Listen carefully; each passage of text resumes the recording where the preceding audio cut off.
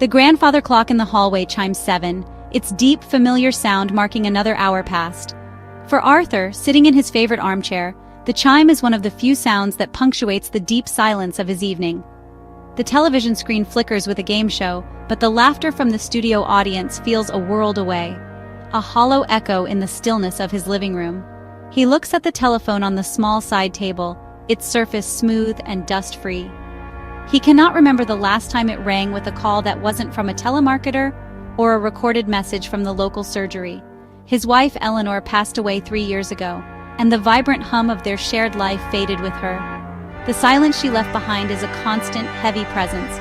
He runs a hand over the worn fabric of the armchair, a piece of furniture they picked out together decades ago.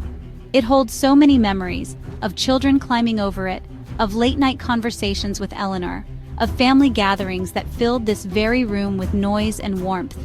Now the quiet feels less like peace and more like an absence, a void where connection used to be. The photographs on the mantelpiece show smiling faces from years gone by. Weddings, holidays, birthdays. They are reminders of a life rich with relationships, but they also highlight the profound solitude of his present. The people in those frames have their own busy lives now, scattered across the country, and he feels like a forgotten chapter in a story that has moved on without him. The scent of the single-portion meal he heated up earlier still lingers faintly in the air, a sad reminder of cooking for one. He remembers the joy of preparing large family dinners, the clatter of pots and pans, the chorus of voices around the table. Now, mealtimes are purely functional, a task to be completed quickly and without fanfare. He often finds he has little appetite. It's not just the food that feels tasteless, it's the entire experience. This feeling, this pervasive quiet, is more than just sadness. It is a profound, aching loneliness that seems to seep into his bones, making the evenings feel impossibly long and the nights even longer. As the credits roll on the game show, another wave of silence washes over the room. Arthur doesn't bother to change the channel. He simply sits, listening to the tick-tock of the clock, a steady rhythm counting down the lonely hours. This scene, or one very much like it, is playing out in countless homes every single night. It is the quiet, hidden epidemic of our time. It is an experience that we often dismiss as a simple part of getting older. But as we are now discovering, this deep-seated loneliness is not just an emotional state. It is a serious and often silent threat to our physical and cognitive health. For far too long, we have treated loneliness as a purely emotional issue, a feeling of sadness to be endured. We might offer a sympathetic ear or a kind word, but we have largely failed to recognize it for what it truly is, a significant public health crisis. The latest science is sending a clear and urgent message. Chronic loneliness acts as a potent long-term stressor on the human body. Its impact is not just psychological, it is deeply physiological, affecting everything from our cardiovascular system to our immune response. This is not about feeling a bit down. This is about a biological state of alarm that, when sustained, can cause immense damage. Think of loneliness as a constant, low-level activation of the body's fight-or-flight response. This system evolved to help us survive immediate short-term threats, like facing a predator. But when the threat is a persistent lack of social connection, the system never gets a chance to switch off. This chronic state of alert floods the body with stress hormones, raises blood pressure, and promotes inflammation. Research has now drawn direct lines between prolonged loneliness and a host of severe health problems. These include an increased risk of heart disease, stroke, and a weakened immune system that makes us more vulnerable to infections. The data is startlingly clear on this front. Consider the scale of the risk. One major study, a meta-analysis combining data from numerous research papers, found that loneliness increases the risk of premature death by 26%. To put that into perspective, the impact of loneliness on mortality is comparable to well-known risk factors like smoking up to 15 cigarettes a day or being obese. This is not a minor concern. It is a major health determinant. We readily advise patients to quit smoking, eat a balanced diet, and exercise regularly. We must now start prescribing social connection with the same level of seriousness and urgency, especially for our older populations who are most at risk. This understanding forces us to reframe the entire conversation around aging and well-being. Loneliness is not a soft problem. It has hard, measurable consequences. It is a condition that warrants medical attention and proactive public health strategies. When an older person says they feel lonely, we should hear it not just as an expression of sadness, but as a critical vital sign. It is a warning that their body is under duress and their health is in jeopardy. Recognizing this is the first essential step toward building a society that actively protects the health of its citizens by fostering meaningful human connection at every stage of life. The brain is a profoundly social organ. It evolved to help us navigate complex social landscapes, to form bonds, and to cooperate for survival. When we are deprived of that essential social input, our brain chemistry, and even its physical structure, can begin to change in alarming ways. One of the primary culprits in this process is the stress hormone cortisol. In a healthy person, cortisol levels rise and fall in a predictable daily rhythm. But in a chronically lonely individual, this rhythm is disrupted. Cortisol levels remain elevated, creating a constant state of physiological stress that is particularly damaging to the brain. This sustained flood of cortisol has a direct toxic effect on key brain regions, especially the hippocampus. The hippocampus is a vital area for learning and, crucially, for forming and retrieving memories. It is one of the few areas of the adult brain where new neurons can grow, a process known as neurogenesis. However, high cortisol levels actively suppress this process. This means that not only is it harder to form new memories, but the brain's capacity for repair and adaptation is also significantly reduced. Over time, this can lead to a measurable shrinking of the hippocampus, a physical manifestation of the cognitive damage caused by isolation. Furthermore, loneliness affects how the brain processes information. Neuroimaging studies have shown that the brains of lonely people are on higher alert for social threats. They are more likely to interpret neutral social cues as negative or rejecting. This creates a vicious cycle. The lonely brain becomes hypervigilant for rejection, which can make social interactions more stressful and less rewarding, leading the individual to withdraw even further. This isn't a matter of attitude, it's a neurological pattern. The brain is essentially rewiring itself to expect the worst from the social world, making it harder and harder to break out of the cycle of isolation. The impact also extends to our executive functions, which are managed by the prefrontal cortex. These are the higher-level skills that allow us to plan, make decisions, and regulate our emotions. Chronic stress from loneliness impairs the function of this brain region, leading to poorer decision-making and reduced impulse control. It can also disrupt sleep patterns, and we know that poor sleep is another major factor that harms cognitive health. In essence, loneliness launches a multi-pronged assault on the brain, degrading its structures, disrupting its chemistry, and impairing its most critical functions. The connection between loneliness and cognitive decline is now one of the most well-established findings in neuroscience and geriatric medicine. It is not a fringe theory. It is a mainstream scientific fact supported by a mountain of evidence from large, long-term studies. Research has consistently shown that older adults who report feeling lonely have a significantly faster rate of cognitive decline than their more socially connected peers. This decline is not just about minor memory lapses. It affects multiple cognitive domains, including attention, processing speed, and executive function. The brain, deprived of the rich stimulation that social interaction provides, begins to lose its sharpness and resilience. One of the most frightening links is the one between loneliness and dementia, particularly Alzheimer's disease. A landmark study from the Rush University Medical Center followed over 800 older adults for several years. It found that the loneliest individuals in the group were more than twice as likely to develop Alzheimer's disease as the least lonely. This effect remained significant even after researchers accounted for other risk factors like age, sex, and underlying health conditions. This suggests that loneliness is an independent and powerful risk factor for dementia, acting directly on the brain in ways that promote the pathological changes associated with the disease. How does this happen? The mechanisms are complex and multifaceted. The chronic inflammation and elevated cortisol levels associated with loneliness are known to contribute to the buildup of amyloid plaques and tau tangles, the hallmark pathologies of Alzheimer's disease. Furthermore, social engagement acts as a form of mental exercise. Conversations require us to listen, process information, access memories, and formulate responses in real time. This cognitive workout helps to build what scientists call cognitive reserve, a buffer of neural connections that can help the brain withstand age-related damage and disease. Without this regular exercise, the brain's reserve dwindles, leaving it more vulnerable. The implications of this are profound.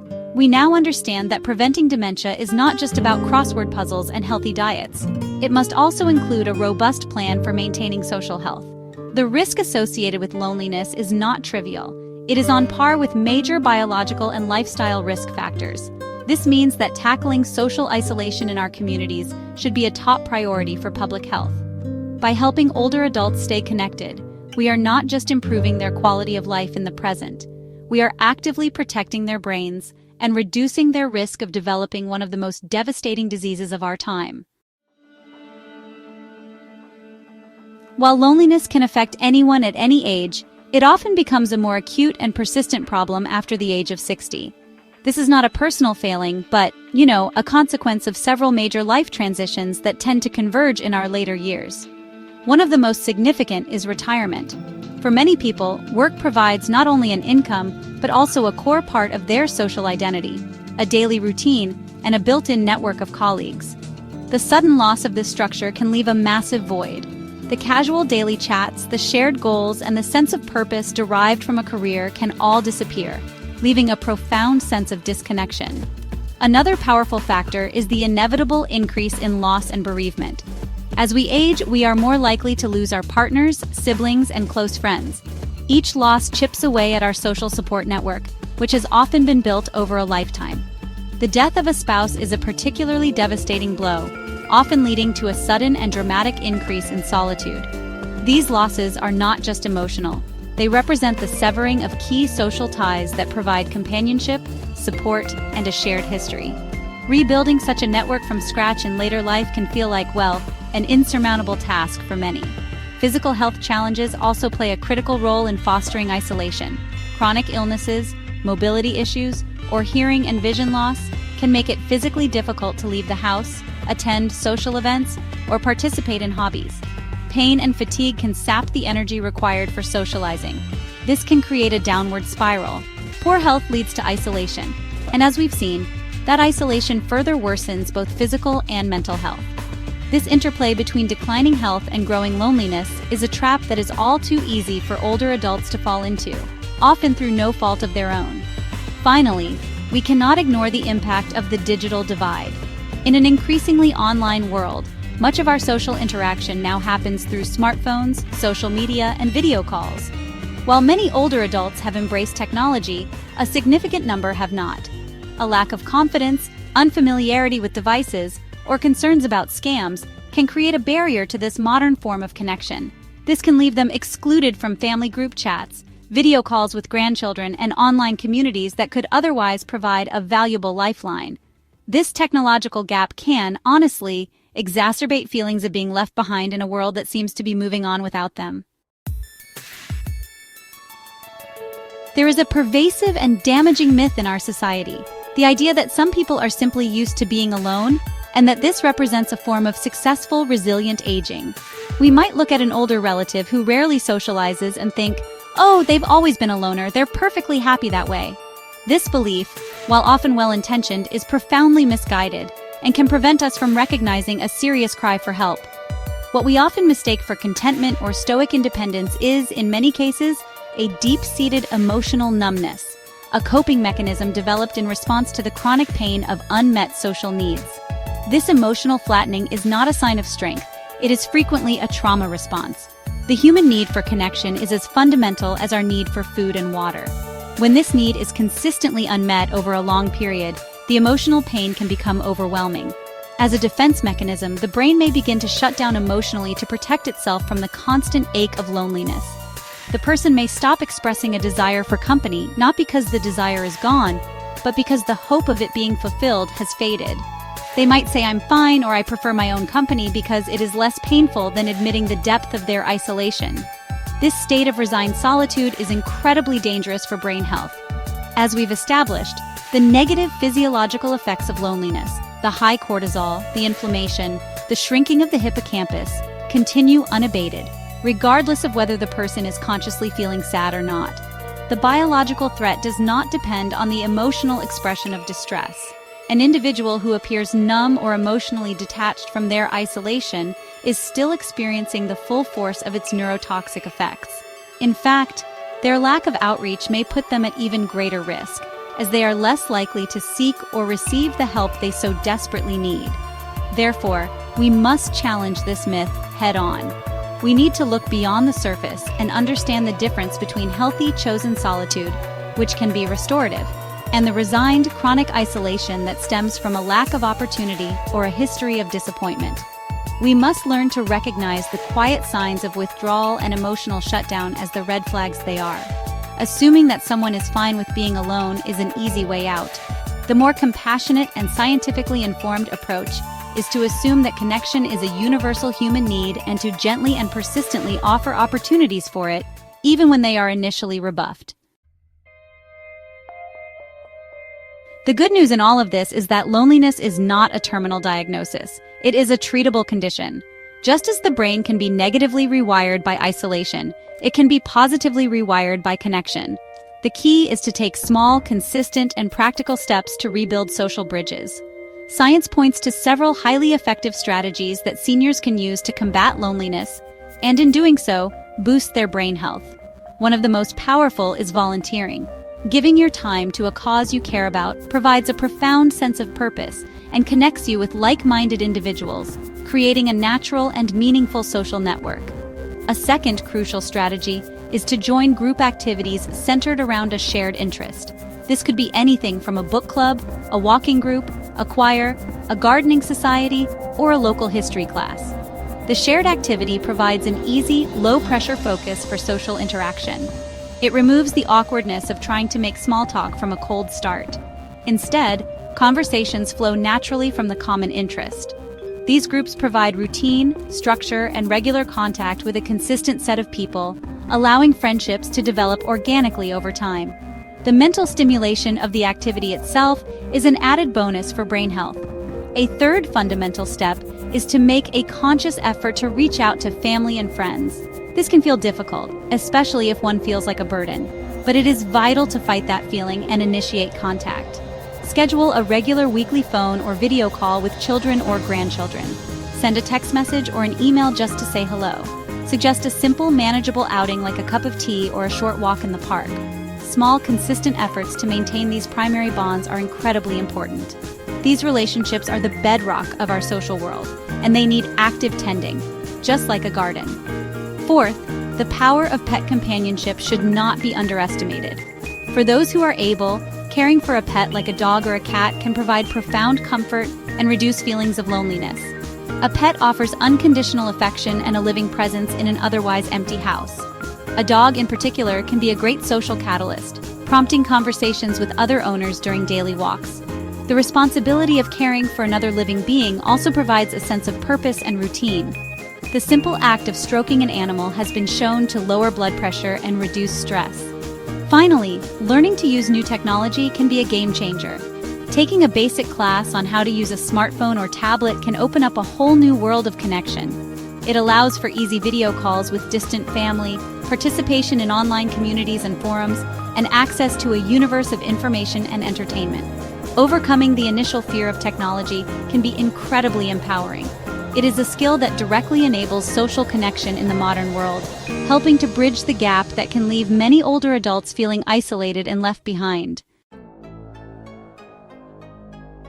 While each of the strategies we've discussed is powerful on its own, their true potential is unlocked when they are used in combination. Think of it like a balanced diet for your social health. Relying on just one type of food, no matter how healthy, will not provide all the nutrients you need. Similarly, relying on just one type of social interaction may not fully satisfy our complex human need for connection. The most effective approach is to create a personalized, multi-layered plan that draws on several different sources of social and emotional nourishment. This creates a more resilient and robust social life. For example, an individual might decide to volunteer at the local library twice a week. This provides purpose and a connection to the community. They could supplement this by joining a weekly walking group, which offers physical exercise and more casual peer-to-peer interaction. On top of that, they could schedule a standing video call with their grandchildren every Sunday afternoon, nurturing those vital family ties. This combination addresses different needs: the need for purpose, the need for friendship with peers, and the need for familial love. If one activity falls through 1 week, the others are still there to provide a safety net of connection. It is essential to understand that there is no one-size-fits-all solution. The perfect mix of activities will be different for every single person, depending on their personality, interests, physical abilities, and local opportunities. An outgoing person might thrive on a busy schedule filled with group events, while a more introverted individual might prefer a quieter mix of one-on-one catch-ups, pet companionship, and online forums. The goal is not to force yourself into a social mold that doesn't fit. The goal is to honestly assess your own needs and preferences, and then proactively seek out the combination of activities that feels right for you. The process of finding this mix is, in itself, a healthy and empowering act. It involves self-reflection, planning, and taking initiative, all of which are excellent exercises for the brain's executive functions.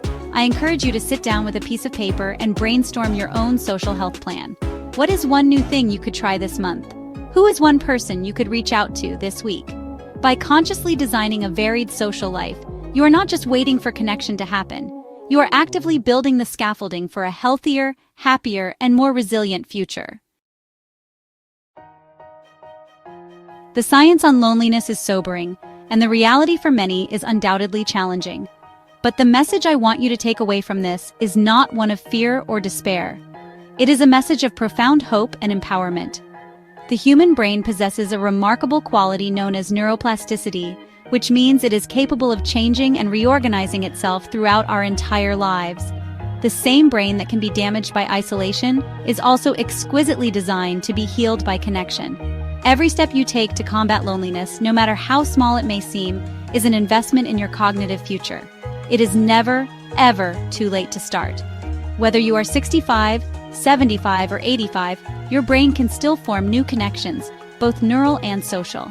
That first phone call after a long silence, that first visit to a community center, that first tentative conversation with a neighbor, these are not just pleasant moments. They are therapeutic interventions. They are acts of brain building.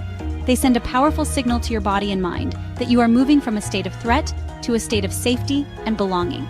This shift begins to reverse the tide of stress hormones and inflammation, creating a healthier environment for your brain to thrive. We must remember that everyone deserves to feel connected. It is a fundamental human right, not a luxury. As a society, we have a collective responsibility to dismantle the barriers that lead to isolation, to build more walkable communities, to fund local services for seniors, and to fight the ageism that can make older adults feel invisible. But change also begins with each of us, on an individual level. It begins with the courage to be a little vulnerable, to reach out, to ask for help, or to offer it to someone else. It begins with the understanding that strengthening our social bonds is one of the single most important things we can do for our health. So if you are feeling the quiet ache of loneliness, please know that you are not alone in that feeling, and there is a clear path forward. The journey of 1,000 miles begins with a single step.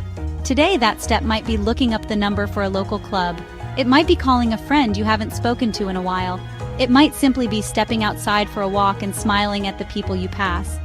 These small actions have immense power. They are the seeds from which a richer, more connected, and healthier life can grow. The horizon is hopeful, and the time to start walking towards it is now.